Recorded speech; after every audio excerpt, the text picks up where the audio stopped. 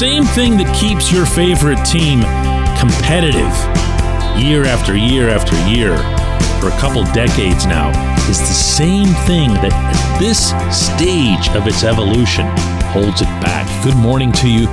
Good Thursday morning. I'm Dejan Kovacevic of DK Pittsburgh Sports. This is Daily Shot of Penguins. It comes your way bright and early every weekday. If you're into football and or baseball, I also offer daily shots of Steelers and Pirates in the same place that you found this. You need competition in a training camp setting.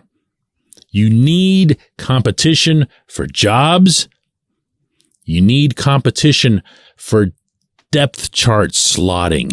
You need competition. That applies whether your roster is built to contend for the Stanley Cup or whether it's at the lowest possible ebb. And I will remind you that in 2016 and 2017, the last 2 years this team won a championship, there was competition brought in midseason, and it came from younger players. It came from that group. Brian Rust, Tom Kuhnhackl, Scott Wilson, Connor Sherry. Following year, Jake Gensel. There was that little extra edge that was delivered in the process, something Chris Kunitz told me about in that first year, openly, because he was one of the guys that wasn't getting it done. Pascal Dupuis was one of the guys that wasn't getting it done. And along come these kids, and what do you know? All of a sudden, everybody's analyzing their own video going, what's wrong with me? Not that these guys weren't the proudest of professionals. I don't mean to cite them as any kind of negative examples in that regard. This is human nature. You're going to run harder when you have somebody behind you. Simple as that.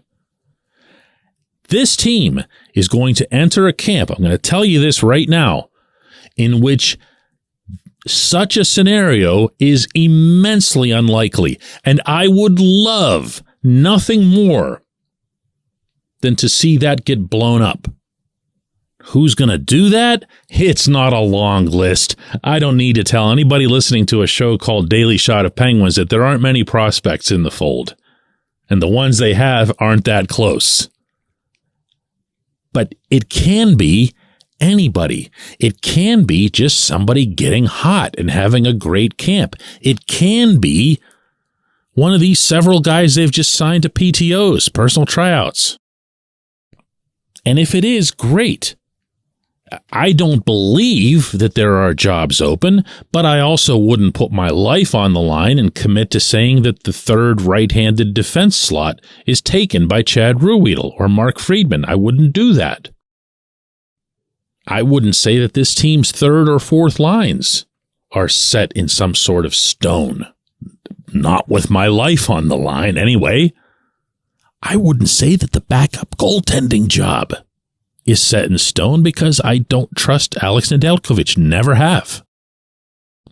So on that note, instead of making this ambiguous or vague or whatever, I'm going to throw out 3 names of players/prospects who I feel can come in and be disruptors. And I'm going to start with one who has a 0.0000% chance of making the team. But he can make a difference. And that's Braden Yeager, the first-round pick just now, this summer. Now, management will tell you, and the kid will tell you himself, he needs to bulk up. He needs to get stronger. That's a message that was sent to him in development camp. But he's got something that everybody in hockey wants at all levels of this game. He can score.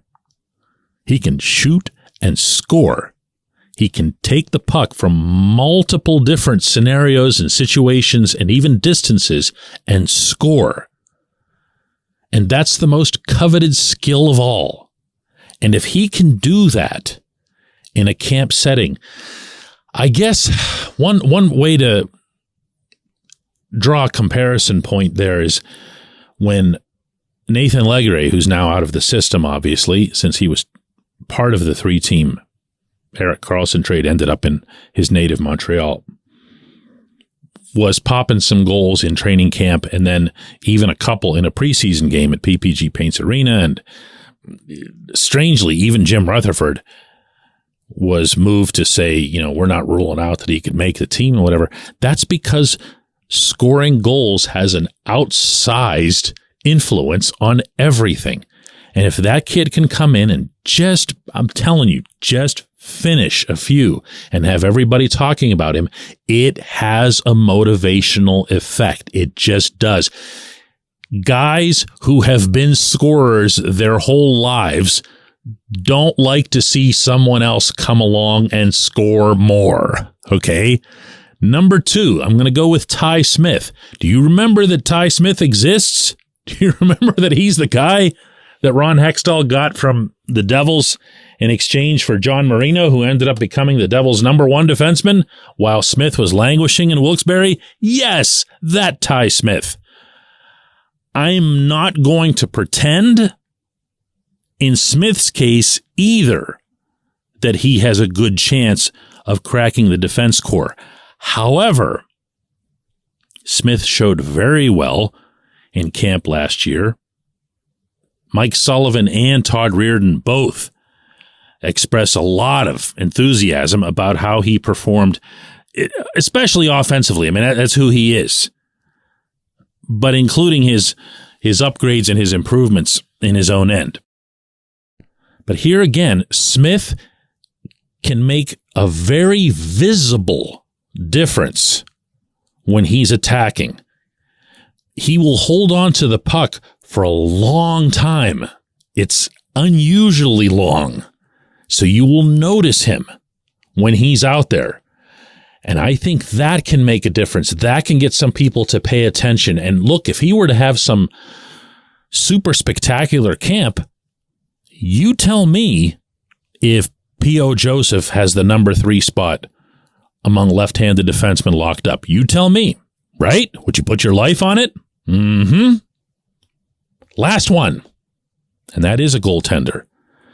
And while I don't feel any better about Magnus Hellberg than I do Nedeljkovic, I will say that my goodness, can you imagine if for the first time in forever a young goaltender rose up in this organization? How long's it been? Well, Joel Blomqvist is not seen as some blue chip goaltending prospect, but he is the Penguins' best goaltending prospect. He is only 22 years old. He did get a taste of professional hockey and handled himself pretty well in that regard overseas. And you never know. You never know. I can tell you here again, there's a 0.0000 whatever. And I'll throw in as well that Blomqvist didn't stand out at all at the development camp scrimmage that I covered. That was kind of disappointing for me. I wanted to see one goalie, make a showing for himself, and that didn't happen. Not just for Blomqvist, didn't happen for any of them. But you never know. You never know. And imagine a young goaltender pushing Tristan Jarry. When we come back, J1Q.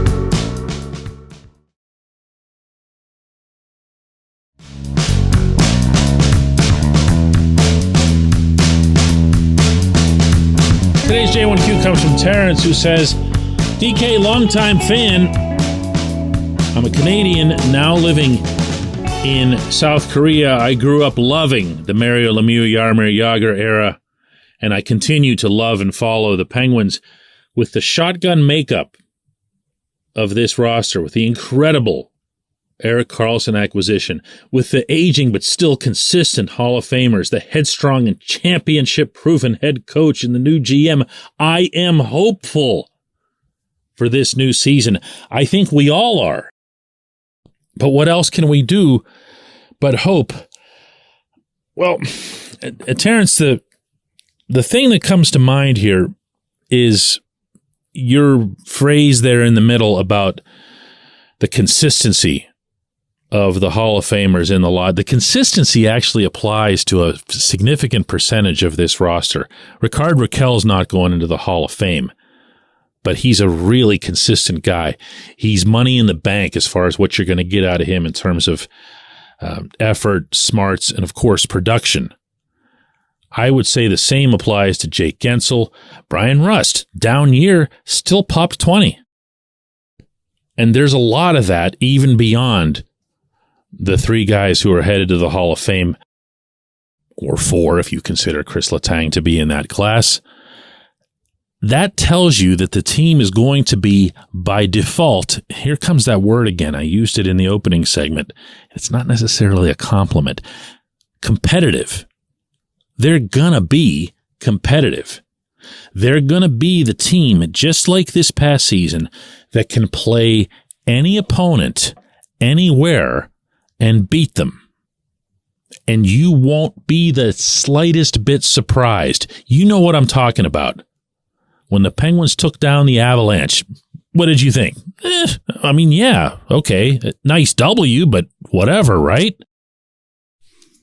When they kept finding different ways, not just to beat the Lightning, but to crush the Lightning. It's been going on for 2 years now. You never get surprised. But the consistency has to notch up to another level. And that's why I keep emphasizing, above and beyond everything else, defending, being in someone's face. They're one and the same, forechecking and defending. Certainly within the Mike Sullivan approach, are one and the same.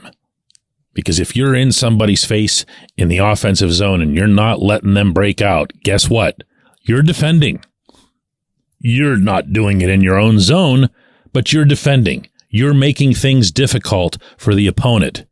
And, at the same time, making things easier for your teammates to capitalize on that and create some offense of their own. That's got to happen here. That's got to be instilled. That's got to come from the head coach and then from him through the team's leadership on down. And above all, that's got to be buttressed by elite goaltending. I don't believe that the constitution of this roster is sufficient to have any expectations that the Penguins will suddenly become some sort of clamped down outfit. It's not going to happen. But if you play hard, if you defend hard, if you forecheck hard, if you track back hard in the neutral zone, and your goaltender's there for you, that can be a very good defensive team overall. Lots of pieces go into that, though. Lots of pieces. I appreciate the question. I appreciate everybody listening to Daily Shot of Penguins. Going to do another one of these tomorrow.